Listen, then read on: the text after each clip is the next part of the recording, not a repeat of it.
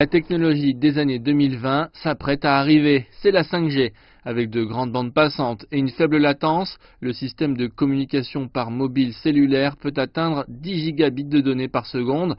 Cela signifie qu'il ne faudra littéralement que quelques secondes pour télécharger un film de 2 heures en 5G. Mais cette technologie, c'est bien plus qu'Internet à grande vitesse. Nous travaillons avec le ministère des Transports pour numériser les feux de circulation qui émettront des signaux de communication aux véhicules et généreront des données sur les conditions de circulation. De cette façon, les feux de circulation pourront être contrôlés intelligemment pour réduire les embouteillages. Avec la technologie 5G, les usines intelligentes pourront déployer des caméras pour contrôler la qualité des produits en temps réel. La transmission de données sera automatique. Les satellites de communication pourront avoir la technologie 5G pour surveiller, dire la trajectoire des drones et éviter des accidents. Bonjour, bonsoir. Le sujet est grave et pressant. C'est la raison pour laquelle je fais cette vidéo en urgence. Vous avez peut-être entendu parler de l'ordonnance numéro 2020-320 du 25 mars 2020, établie et publiée au journal officiel par le gouvernement. Cette ordonnance est relative à l'adaptation des délais et des procédures applicables à l'implantation ou la modification d'une installation de communication électronique afin d'assurer le fonctionnement des services et des réseaux de communication électronique. Autrement dit, ils prennent le droit d'implanter des antennes sur les communes en suspendant la demande d'autorisation aux conseils municipaux pendant la durée du confinement. Ils font donc ce qu'ils veulent et personne ne peut discuter leurs décisions.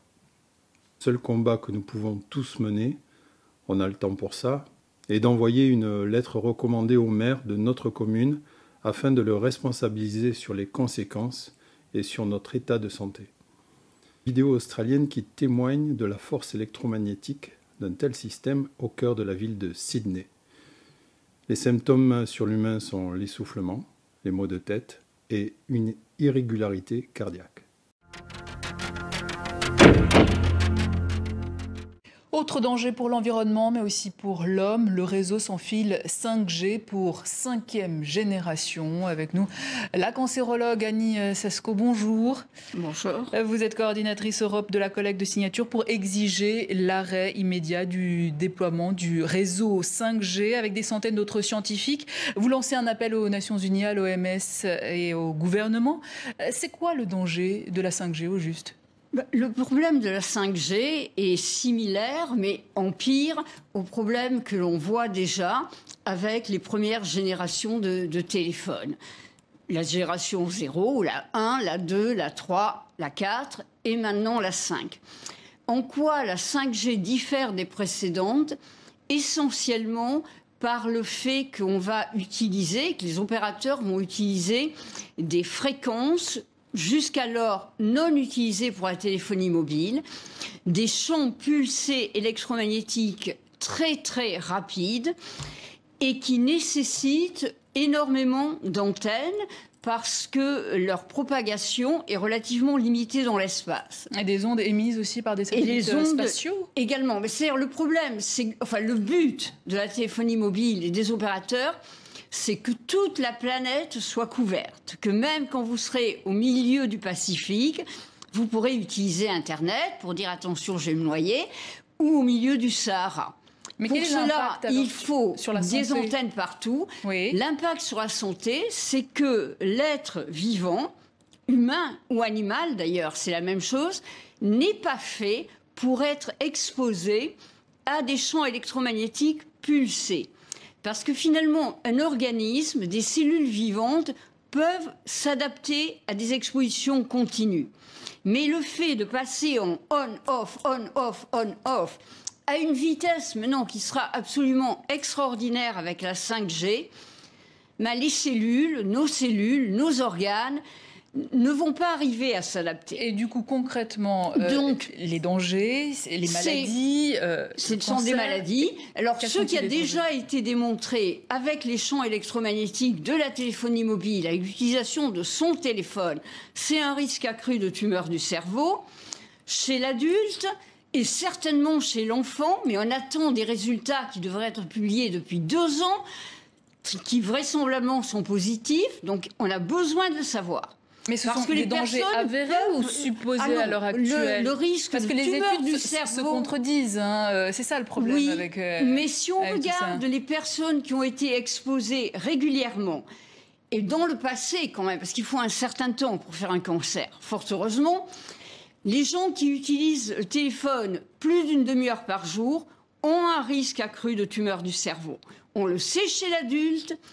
Et je parierais que c'est également vrai chez l'enfant. Ça fait 2 ans que des résultats doivent sortir et ils ne sortent pas. Donc il y a une rétention d'informations qui est inadmissible. Dû à des lobbies, par exemple Dû sans doute au fait que ça doit gêner des personnes, que le risque soit démontré. Mais du coup, la 4G est à l'heure actuelle, qui est utilisée à l'heure actuelle, comme la 3G, est tout aussi dangereuse que la 5G. Était déjà dangereuse.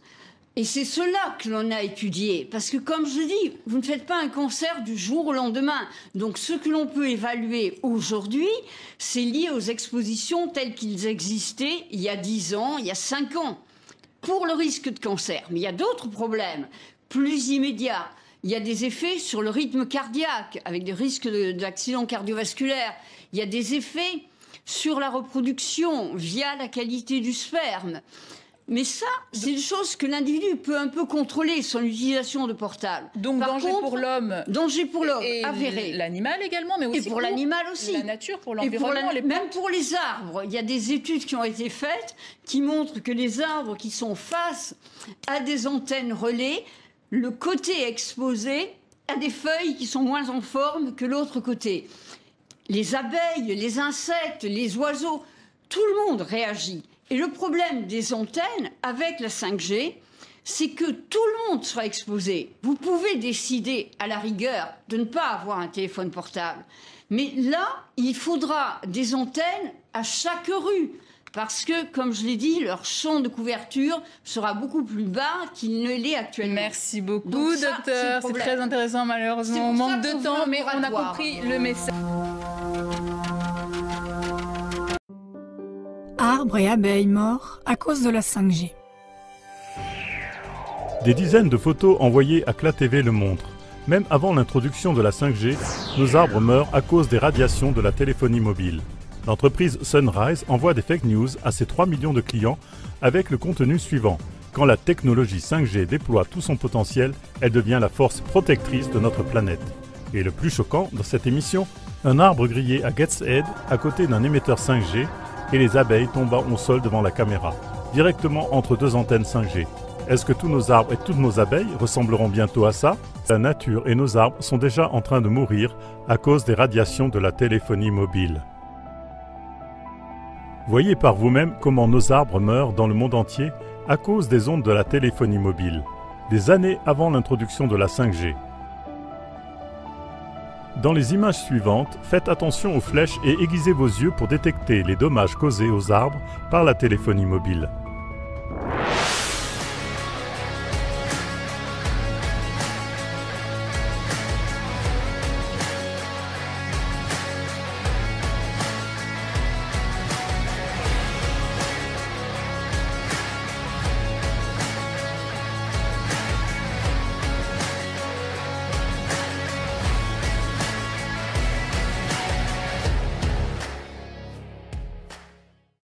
Des émetteurs 5G ont été installés dans les lampadaires.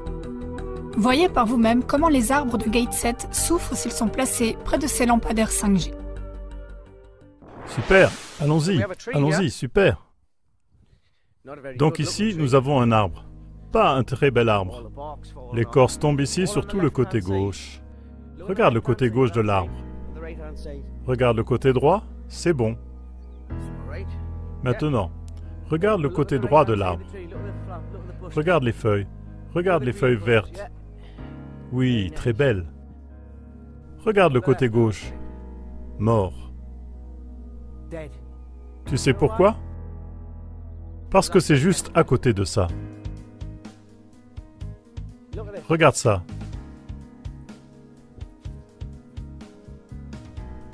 T'as déjà vu quelque chose comme ça dans ta vie? Il y a un lampadaire juste là, avec l'émetteur sur le dessus. Alors, comment ça marche? Explique-moi ça. Tout est bien du côté droit de l'arbre, qui n'est pas directement à côté de l'émetteur près duquel il a poussé.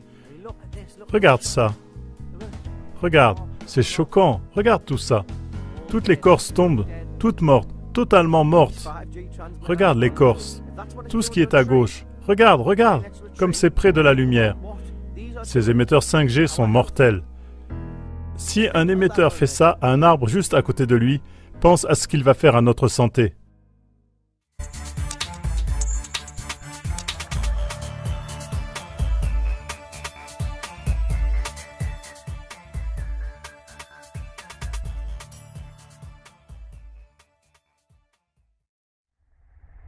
Mais ce n'est pas tout. En Californie, USA, un passant a filmé des abeilles mortes qui tombent au sol entre deux antennes 5G. Voyez par vous-même. Sierra Madre, Californie. Je trouve intéressant qu'ils aient ces choses là-haut et qu'ils ne savent même pas si elles sont dangereuses pour les gens. Mais je peux vous dire qu'elles ne sont certainement pas sans danger pour l'environnement, parce qu'elles tuent les abeilles partout, ici et tout autour. Là, il y en a une. Si on va jusque-là, il y a deux antennes. Entre les deux, quand on va jusqu'ici, vous voyez beaucoup d'abeilles mortes partout. Il y a partout des abeilles mortes sur le sol, beaucoup d'abeilles. Il y a une autre antenne à environ 12 mètres de la première. Nous venons ici tout le temps et je n'avais jamais remarqué ça avant. Mais j'ai commencé à remarquer les abeilles mortes et je ne comprenais pas pourquoi elles mouraient. Et puis j'ai commencé à en savoir plus sur la Wi-Fi et la 5G. Regardez toutes ces abeilles. Et on est entre les deux antennes. Il y a une autre antenne ici. Il y en a une ici qui a beaucoup plus d'émetteurs et quand je zoome autour, il y en a un autre ici. Elles sont environ 12 mètres l'une de l'autre. Et filmons ici, regardez. Il y a des abeilles presque partout sur le sol. Et c'est juste entre les deux. Donc, j'essaie juste de montrer avec cette vidéo ce que ça provoque chez les abeilles et combien plus encore ça pourrait provoquer sur nous, et nos enfants, et sur tout le reste. Il y a une autre abeille qui vient de tomber au sol. Sociaux que vous connaissez. Notons dans ce contexte que les images preuves pour les arbres endommagés par la téléphonie mobile sont de plus en plus rares. Ce n'est pas sans raison que des arbres sont abattus partout à proximité des nouvelles antennes 5G. Celle-ci attribue la mort de centaines d'oiseaux à des tests 5G qui auraient eu lieu en parallèle. L'analyse du professeur Werner Tide, entre autres, montre que cette interprétation n'est pas absurde. Il dit: La nouvelle norme 5G pour la téléphonie mobile créera un tout nouvel environnement de rayonnement pour la faune et la flore. Le rayonnement sera plus intense et à ondes courtes et donc plus dur. La forme des ondes et leur effet ressembleront à ceux d'une arme à micro-ondes. Professeur Werner Tide. Néanmoins, des voix se sont fait entendre sur Internet, qui nient catégoriquement un lien de cause à effet entre le rayonnement 5G, c'est-à-dire la téléphonie mobile et la mort subite des oiseaux. Un schéma récurrent. Dès que quelqu'un prétend que le rayonnement électromagnétique de la téléphonie mobile pourrait être la cause de dommages aux humains, aux animaux ou à l'environnement, des contre-voix massives s'élèvent qui nient catégoriquement ce lien de cause à effet. Premier exemple, mort mystérieuse des abeilles.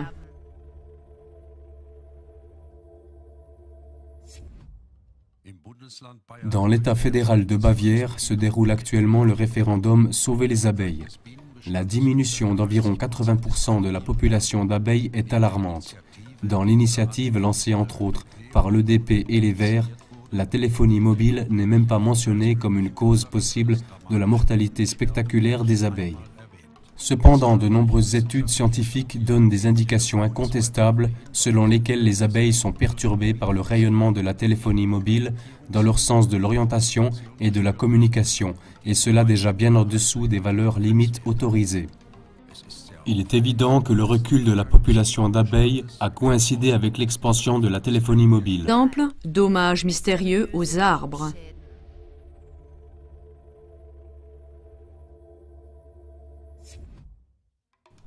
Les arbres absorbent le rayonnement de la téléphonie mobile comme une antenne. Si les arbres pouvaient parler, personne ne pourrait nier les dommages causés par la téléphonie mobile. Cependant, notre documentation d'images parle un langage clair, même sans parole. Néanmoins, les opérateurs de téléphonie mobile répètent presque comme un mantra.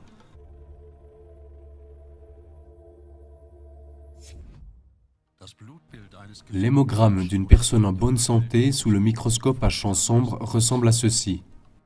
Un court appel de seulement 3 minutes avec un téléphone portable entraîne un changement sérieux dans notre hémogramme. Le microscope à champ sombre révèle impitoyablement le danger de la téléphonie mobile et montre une agglutination des globules rouges en ce qu'on appelle des rouleaux de pièces de monnaie. Cet effet d'agglutination augmente considérablement le risque de crise cardiaque ou d'accident vasculaire cérébral. Deuxième exemple, augmentation mystérieuse de la maladie d'Alzheimer et de la démence. Les rapports publics sur l'augmentation significative de la maladie d'Alzheimer et de la démence cachent presque toujours que la téléphonie mobile peut être une cause de ces maladies.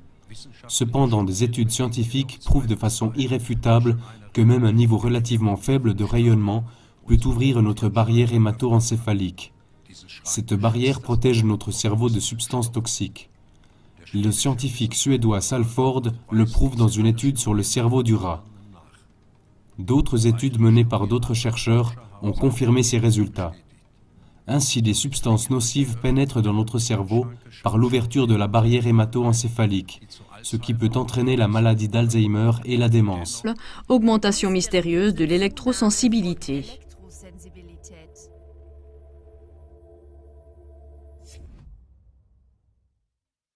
La proportion des personnes électrosensibles qui réagissent à un rayonnement de téléphonie mobile par des réactions de type allergique a fortement augmenté.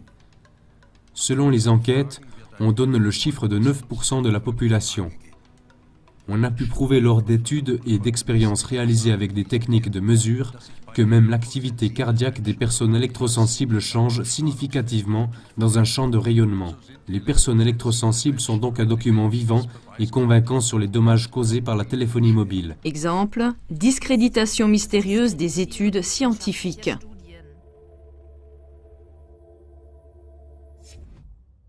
Dans son étude scientifique Reflex, le professeur Franz Adelkofer a prouvé dans une expérience en double aveugle que les rayonnements de téléphonie mobile provoquent la rupture des brins d'ADN, signe précurseur du cancer. Une campagne de diffamation sans précédent contre Adelkofer et son équipe de recherche a alors commencé. Cependant, Adelkofer a pu gagner tous les procès contre ces calomniateurs. Voici d'autres chercheurs qui ont vécu des expériences similaires.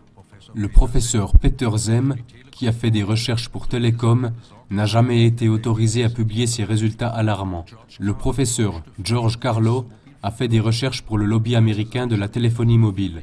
Lorsqu'il a publié ses études, il a été congédié. Sa maison a été mystérieusement détruite par un incendie criminel. Ainsi, le lobby de la téléphonie mobile connaît par ses propres enquêtes le danger des ondes de la téléphonie mobile, mais prétend publiquement le contraire. Vous ruinez la santé des gens par la peur, plus que ne le fait la téléphonie mobile. Thomas Barmüller, FMK, Forum Mobilfunkkommunikation. Septième exemple, comportement mystérieux des animaux.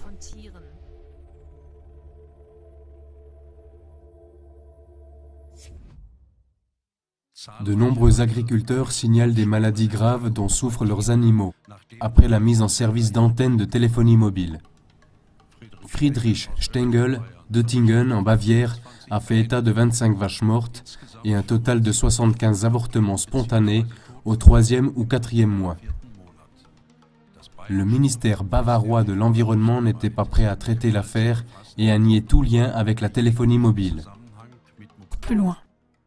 En 2006, une délégation de médecins a remis à l'Office fédéral pour la radioprotection, BFS, un document de 700 pages sur les maladies dues au rayonnement.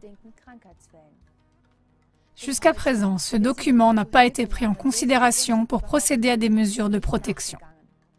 Premier dommage causé par la 5G à Genève. Les troubles de santé liés aux antennes de téléphonie mobile sont largement répandus et augmentent constamment, en particulier à cause de la nouvelle génération de téléphonie mobile 5G. Au printemps 2019, le canton de Genève ainsi que les cantons de Vaud et du Jura ont officiellement ordonné l'arrêt immédiat de la construction de toutes les antennes 5G. L'Office fédéral de la communication, Ofcom, a toutefois annulé cette décision immédiatement et arbitrairement. Sa justification, les cantons ne seraient pas autorisés à imposer une telle interdiction. De plus, un risque pour la santé dû à l'exposition au rayonnement n'aurait pas été scientifiquement prouvé à l'heure actuelle. Bien que de nombreuses études scientifiques approfondies et surtout indépendantes aient pu prouver depuis des décennies que le rayonnement des télécommunications mobiles a des effets pathogènes, voire mortels incontestés, ceux-ci sont délibérément dissimulés par une science mêlée à des conflits d'intérêts par l'Ofcom et le lobby de la téléphonie mobile. Publié le jeudi 18 juillet 2019, 12h03. Depuis que des antennes 5G ont été installées près de leur domicile, en plein Genève, ces habitants du même quartier souffrent de divers problèmes de santé. Sont-ils les victimes d'une technologie dont on n'a pas assez testé les dangers? Un médecin et député dénonce. Réunis dans l'appartement de l'un des deux, au 5e étage d'un immeuble du centre de Genève, ces habitants du même quartier se regardent.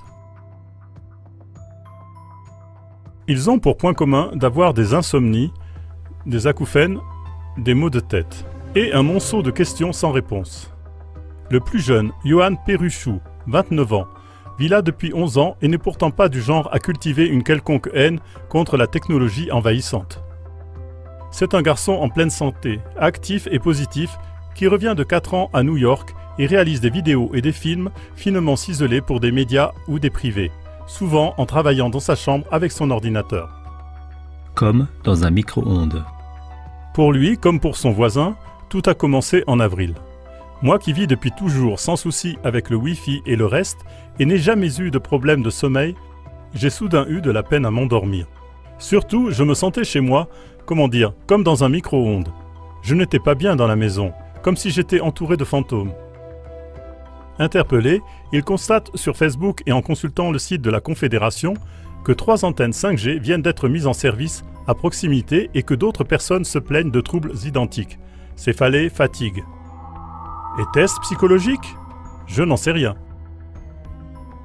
Mais pour la première fois, alors que je n'ai jamais eu mal aux oreilles en composant ma musique, elles se sont mises à siffler. Cela me réveillait la nuit. Tout cela était inhabituel. La sensation désagréable d'être utilisé, pris dans un carcan où il n'a pas choisi de se trouver, l'assaille. Déménager? Son voisin Elidan Hartsoni, 50 ans, lui ne va pas mieux. À la même date, des symptômes semblables, en plus aigus, apparaissent chez cet acteur, metteur en scène et directeur de la compagnie Métamorphose. C'est arrivé du jour au lendemain, raconte-t-il. Mes oreilles se sont mises à émettre des sons très forts, alors que je ne savais même pas ce qu'étaient des acouphènes. Parallèlement, il ressent des douleurs sur le côté gauche de la tête et à l'arrière du crâne. Et une gêne au cœur si violente qu'il pense à un infarctus et que 2 jours plus tard, il se rend aux urgences. Là-bas, après quelques tests, on le rassure en lui trouvant un cœur de sportif. Quand il évoque la présence des antennes, l'infirmier lui répond que personne n'est formé pour le renseigner sur les effets potentiels de ces émetteurs. Le seul conseil qu'on m'a donné, c'est de déménager. Pour lui, aucun doute, l'irruption des antennes est la cause de ces maux. C'est une évidence, même Swisscom me l'a confirmé au niveau du timing. Et je suis en très bonne santé, je ne bois pas, je ne fume pas, je ne vais jamais chez le médecin. Il constate en outre que sa femme et ses enfants de 9, 16 et 21 ans souffrent eux aussi d'insomnie nouvelle.